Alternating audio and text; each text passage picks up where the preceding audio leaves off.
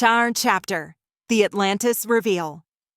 The conference room occupied the very top deck of Kronos' colossal yacht, a space almost as grand as a luxury hotel lobby. A long, finely carved wooden table gleamed in the center, surrounded by sumptuous leather chairs. Across one wall spanned a floor-to-ceiling LED screen so wide it could have doubled as a small movie theater. A side table boasted fresh donuts, cakes, muffins, and an array of beverages: Coke, Pepsi, bottled water, plus a gleaming coffee machine exuding rich aromas. An open fridge stood stocked with juices, sparkling water, and sodas. Samantha, still in her neat Kronos uniform, led the group into this vast space. "Please make yourselves comfortable," she said, gesturing toward the table. "Mr. Steele will join you shortly." Miles, sporting his trademark fedora and a confident grin, thanked her with typical British politeness. He poured himself a cup of tea, savoring the delicate brew. Theo leaned over a plate of donuts, carefully selecting one with a swirl of chocolate icing. Lena eyed some fresh fruit slices, but eventually caved for a custard-filled pastry. Meanwhile, Jace joked, "Might as well sample every single pastry. If this is how Kronos welcomes guests, I'm never leaving." He popped a donut hole into his mouth and rolled his eyes with exaggerated bliss. "Save some for me," Lena teased, taking a bite out of her pastry. "Wow, that's dangerously good." Miles settled into a leather chair, stirring a spot of milk into his tea. "When a yacht is this massive, of course they'd have a top-notch bakery." He glanced around at the others. "So, are we braced for whatever Kronos is about to tell us?" Theo flipped open a worn notepad and clicked an old-fashioned pen, eschewing tablets as usual. "I'm ready for anything. If they can gather us from all corners of the globe, it must be serious." A faint whoosh of the automatic door announced Jeff Steele stepping inside, followed by a woman with long, curly black hair wearing a crisp black jumpsuit embroidered with the Kronos logo. Jeff Steele, exuding an air of calm authority, approached the table. "Good afternoon, everyone." He shook hands with each member, pausing at Miles with a knowing smile. "Pleased you could join us, Doctor. Shaw, hope your accommodations are comfortable." "They're more than comfortable," Miles answered, returning the handshake with an Englishman's grace. "This yacht is beyond anything I've seen." Jeff nodded. "You've hardly scratched the surface, I promise." Then he waved a hand toward the woman at his side. "Allow me to introduce Dr. Kira Artemis, our lead pilot and top coder. She's an absolute genius with advanced systems. Kira, meet the team. Dr. Miles Shaw, Theo Zenith, Dr. Lena Corinth, and Jace Theron. We have one more on the roster, General Damon Lysander, who'll be arriving soon." Kira flashed a bright, welcoming smile. "Hello, everyone." Tall and statuesque, Kira had the poise of a model, her naturally curly hair framing sharp, elegant features. Her deep brown eyes carried an unmistakable intelligence, always assessing, always calculating. Though her presence was warm, there was a sharpness to her, an edge that came from years of mastering complex systems and solving problems others couldn't. She was one of the brightest engineers in Kronos, personally trained by Dr. Chang Yuan and Kamal Khan, the very minds behind the sphere's design.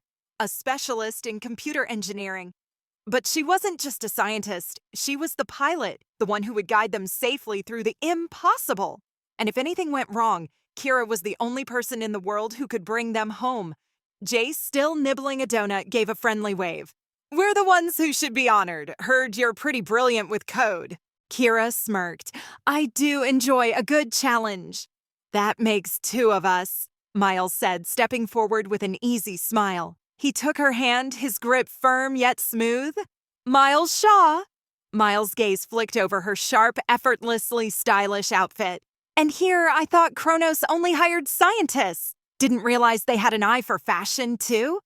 Kira chuckled, catching the charm but sensing the intelligence beneath it. "I like efficiency in code and clothing." Miles leaned in slightly. "Efficient and stunning, quite the combination." Kira shook her head, amused but intrigued. "Let's see if you're as smooth under pressure, Shaw." With everyone seated, Jeff walked to the front, toggling the massive LED screen. The lights around them dimmed and a single word appeared in bold letters: Atlantis. "Well then," Jeff began, letting the silence linger for a beat.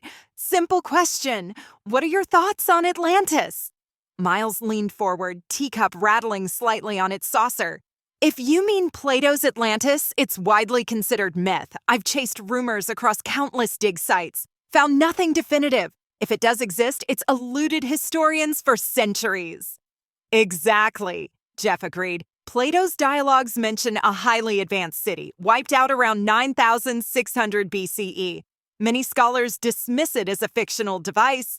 But what if it wasn't? Imagine a city that harnessed the power of the ocean, where towering structures shimmered with bioluminescent algae, providing both light and energy. A city where transportation was silent and swift, powered by a mysterious energy source. Its inhabitants, with their heightened intellect, were masters of science and art, living in harmony with the natural world.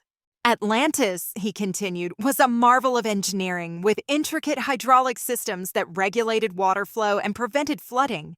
Its advanced knowledge of metallurgy allowed them to craft tools and weapons of incredible strength and durability. They were pioneers in medicine, developing treatments for diseases that had plagued humanity for millennia, and their understanding of astronomy was so profound that they could predict celestial events with uncanny accuracy.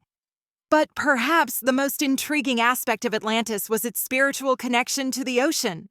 They revered the sea as a sacred entity, believing that it held the key to immortality. It's said that their priests could commune with the spirits of the deep, gaining insights into the mysteries of the universe. And it's possible that their advanced technology was intertwined with these spiritual practices, allowing them to tap into the power of the cosmos. He paused, his gaze distant. But their connection to the ocean ultimately led to their downfall. Atlantis was wiped out by a catastrophic trifecta, a massive solar flare that disrupted their technology, a devastating earthquake that shattered their city, and finally a monstrous tsunami that swallowed it whole. Theo cleared his throat. I'm one of those scholars, I confess. Atlantis reads like an allegory. Plato used it to illustrate political theories. I suspect it's a moral lesson, not real history. Lena arched an eyebrow. I'm open-minded, but I haven't seen any strong evidence. Nobel Prize laureates and top archaeologists typically say it's a fairy tale. Jeff let a quiet smile play on his lips. Well, my friends, Kronos Bioworks disagrees. We have reason to believe Atlantis did exist around 9,600 BCE, and we've discovered a way to prove it. He paused for effect, eyes sweeping the table.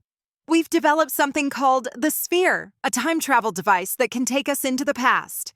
A stunned hush blanketed the room. Theo and Lena exchanged wide-eyed stares while Jace blurted, "A time machine? That's insane!" Miles stared at Jeff, his curiosity laced with excitement. You're certain? This is not some elaborate hoax, right?